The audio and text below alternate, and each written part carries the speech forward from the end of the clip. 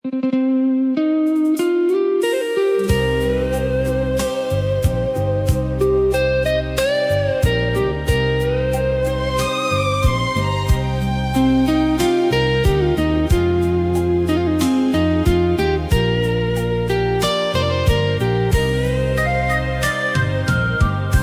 វិតនេះជា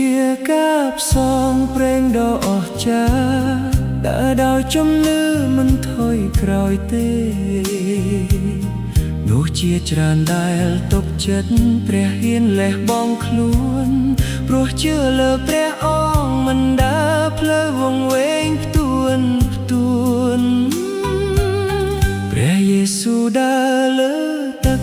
ដោយព្រះចេស្តាទ្រង់ហៅឲ្យយើងដើរដោយក្តីជំនឿដ៏អស្ចារ្យពេលខ្ញុំមើលរលចិត្តក៏ចាប់ភ័យប៉ុន្តែព្រះអង្គមានបន្ទូលកុំខ្លាចអ្វីខ្យល់នៅតែបងព្យុះនៅតែខ្លាំងតែព្រះគង់កណ្ដាលព្យុះ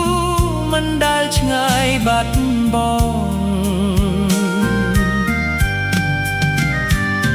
ពេលជើងចាប់លេច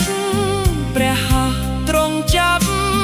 ព្រះគុណទ្រង់ធំធេងមិនដែលឲ្យខ្ញុំធ្លាក់ចុះបាត់អូព្រះយេ